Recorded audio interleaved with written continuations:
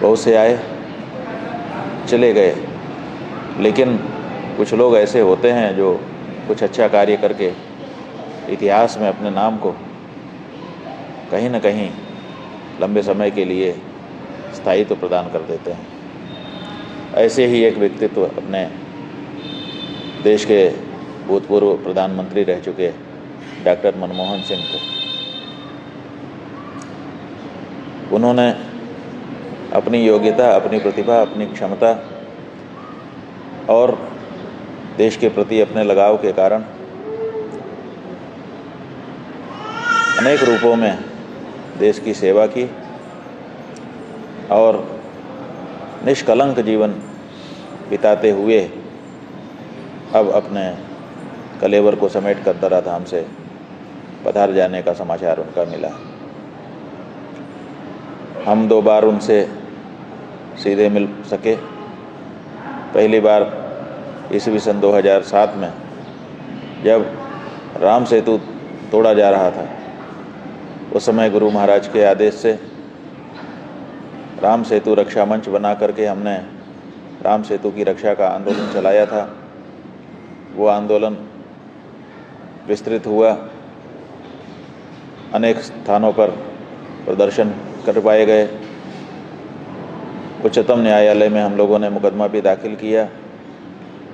दिल्ली के रामलीला मैदान में बहुत बड़ी रैली की और इन्हीं सब के बीच गुरुजी महाराज ने कहा कि डॉक्टर मनमोहन सिंह जो देश के प्रधानमंत्री हैं, उनको जा कर के ये बात बताओ। तो हम लोगों ने प्रधानमंत्री मनमोहन सिंह जी से समय मांगा। एक प्रतिनिधि मंडल का गठन किया गया जिसमें 9 और लोग थे। हम लोग 10 लोग मिलकर डॉक्टर मनमोहन सिंह जी के पास गए और उनको राम सेतु की विशेषताओं से परिचित कराया। यही नहीं, उस समय हमारे अध्ययन के अनुसार डॉक्टर मनमोहन सिंह भगवान श्री राम के अनुज लक्ष्मण जी के वंशज हैं, इसका प्रमाण निकाल करके हम लोग ले गए थे और उनको वो पूरे प्रमाण दिखाए। वो बड़े आश्चर्यचकित थे, कह रहे थे कि मुझे किसी ने कभी नहीं बताया कि मैं लक्ष्मण का वंशज हूँ, आप लोग ये बता रहे हैं। हम लोगों ने कहा ये प्रमाण आपके सामने है, इसको और आप अनुशीलन करना चाहते हैं तो कर लीजिए। और एक ही बात हम आपसे कहना चाहेंगे कि और किसी के रहते अगर राम जी का सेतु टूट जाता तो अच्छा था। माने अच्छा क्या था, चलाया जा सकता था, हृदय पर पत्थर रह करके इस बात को सहा जा सकता था। लेकिन लक्ष्मण का वंशज सत्ता में हो और राम जी का सेतु टूट जाए, ये अलग तरह की बात है। उन्होंने कहा कि मैं समझ गया, राम सेतु टूटना नहीं चाहिए। केवल आप एक काम करिए, TR बालू जो हमारे शिपिंग मिनिस्टर हैं, उनको अपनी बात समझा दीजिए। हम लोगों ने कहा कि अगर वो बैठक करें और समय दें तो हम लोग ये करेंगे। बाद में हम लोगों ने TR बालू से भी बैठक करके उनको भी समझाया और भगवती की कृपा से ऐसे रास्ते खोजे गए जिनसे राम सेतु की रक्षा हो सकी।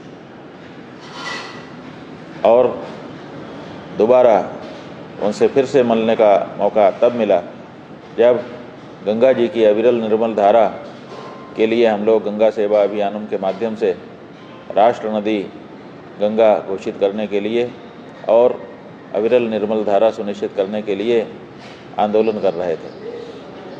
तब फिर एक बार पूज्यपाद ब्रह्मलीन गुरुजी महाराज के साथ एक प्रतिनिधि मंडल बनाकर हम लोग डॉक्टर मनमोहन सिंह जी से मिले और उनको 5 सूत्रीय मांगें दी गई, जिनमें एक था गंगा कार्य योजना प्रथम चरण और द्वितीय चरण को निरस्त किया जाना,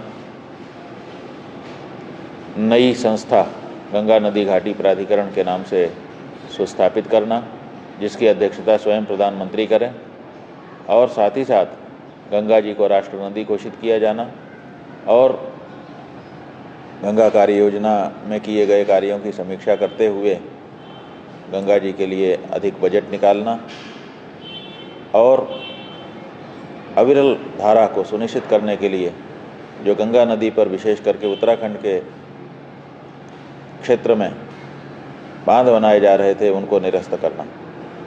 और हमको आज स्मरण करने में प्रसन्नता हो रही है कि हम लोग जिस दिन मिले उसी के 5 दिन के ठीक बाद गंगा जी को राष्ट्र नदी घोषित कर दिया गया और गंगा कार्य योजना को सदा सदा के लिए समाप्त कर दिया गया। गंगा नदी घाटी प्राधिकरण का गठन कर दिया गया। परम पूज्य महाराज श्री की ओर से उसमें कुछ सदस्य भी रखे गए, जिनमें एक काशी के हमारे BD त्रिपाठी जी और जल पुरुष राजेंद्र सिंह जी, हमारे काशी के डॉक्टर वीरभद्र मिश्र जी जो संकट मोचन मंदिर के महंत जी थे, इन सबको उसमें स्थान दिया गया। और उसके बाद बैठकें भी उनकी हुई। तब ये सुनिश्चित किया जाना था कि गंगा की धारा अविरल हो। बाद में अनेक गंगा भक्तों के प्रयास से, जिसमें प्रोफेसर GD अग्रवाल जो बाद में हमसे दीक्षित होकर के स्वामी ज्ञान स्वरूप सानंद हो गए थे, उनके भी प्रयत्नों से गंगा नदी के ऊपर बनाए जा रहे कुछ बांधों को निरस्त किया गया और बहुत सारी दूसरी योजनाएं बनाई गईं। ये सब कार्य उनके माध्यम से हुआ था। एक बार और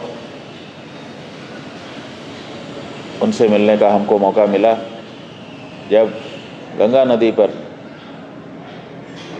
जो बांध निरस्त किए जाने थे और जो नालों को नदी में मिलने से रोकने के लिए आंदोलन हम लोग चला रहे थे।